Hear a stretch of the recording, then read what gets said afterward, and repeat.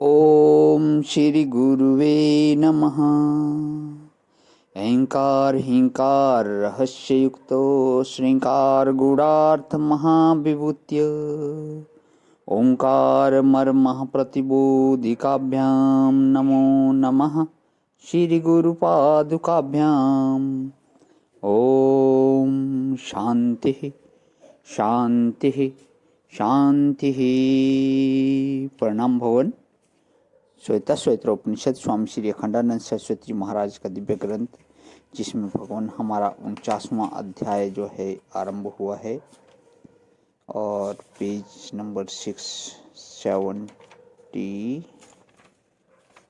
683 से भगवान हम आगे लेंगे। आज हमारा जो था ब्रह्म का स्वरूप भाग 4 जीव का बंधन और मोक्ष, इसमें जो है अध्याय 5 के मंत्र नंबर 11 से 14 की व्याख्या चल रही है। भगवान पिछला सत्संग विराम किया था हमारा कि जो शास्त्र में जो है आकृति विज्ञान के लिए मनु जी का एक जो है श्लोक, बहुत मनुस्मृति का, इसको ले रहा हूँ। भगवान अकारे रेगिन्तरगत्या चेष्ट्याभासितेन च नेत्रवक्रविकारश्च गुह्यते अंतर्गतं मनः। एक आकृति विज्ञान होता है, एक मनोविज्ञान होता है, एक रूप भेद का विज्ञान होता है। तो यह सब विज्ञान होता है। मान लिया कि तुमने विश्वास कर लिया कि ब्रह्म है, तो एक विश्वास की बात दूसरी है। और कर्म कैसे होते हैं, इनका संस्कार कैसे होता है, इनका स्थान भेद कैसे होता है, यह ज्ञान दूसरा है। स्थान भेद होता है ना, पृथ्वी भूलोक स्वर्ग लोक, यह स्थान भेद हुआ। इसी प्रकार काल भेद होता है, कलयुग द्वापर त्रेता और सतयुग। काल संस्कार का नाम चतुर्युगी है। संस्कार के अभिध्यत्व देश विशेष का नाम लोक है। संस्कार विशेष से अभिध्यत्व वस्तुओं में जो भेद है, उनका नाम मिट्टी पानी आग है। ये भी संस्कार से ही प्रकट है। उसी प्रकार हमारे रूप में, हमारी आकृति में, हमारे शरीर में भी भेद बन गया है। यह संस्कार जन्य है। स्थानेषु रूपाण्य भी संप्रपद्यते। स्थान स्थान पर नवीन रूप की प्राप्ति। यह महाराज जीव कभी ब्रह्मा होकर ब्रह्मा के सिंहासन पर बैठता है, सृष्टि बनाता है, यह कभी रुद्र होकर प्रलय करता है, यह कभी इंद्र होकर देवताओं का राजा होता है, और यही कभी चींटी होकर रसज्ञ होता है, कभी मच्छर होकर काटता है, कभी सांप होकर रेंगता है, यह कोयल बनकर कुहू कुहू भी करता है, और कौवा बनकर काँव काँव भी करता है।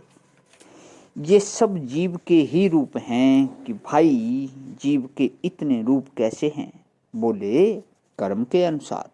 स्थानेषु माने लोक लोकांतरों में, रूपाणी अभी सम प्रपद्यते भिन्न भिन्न प्रकार के रूपों को यह संप्रतिपन्न होकर होता है। यह सब शरीर में जीव होकर ही रहता है। तो अब हमारा जो है इसमें यहाँ पर 11वां मंत्र विराम करता है। 12वां मंत्र है स्थूलानि सूक्ष्मानि बहुनि चैव रूपाणि देहि स्वगुणे वृणोति। महाराज शब्द की भी क्या महिमा है कि सब ब्रह्म है। इतना जान लेना तो बहुत आसान है।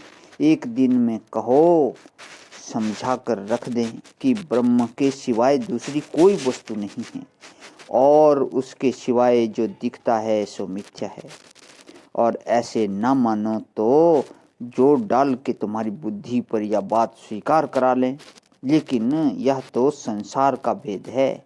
इसको समझकर जब एकता का ज्ञान होता है, तब उससे सदाचार की भी स्थापना होती है। कि सदाचार का पालन क्यों करना। उपासना की स्थापना होती है, वेद की स्थापना होती है, ईमानदारी की स्थापना होती है, और नहीं तो महाराज सब मिथ्या। एक ब्रह्म जो है ना, वह ना ईमानदार बनने दे, ना सदाचारी बनने दे, ना उपासक बनने दे, ना योगी बनने दे।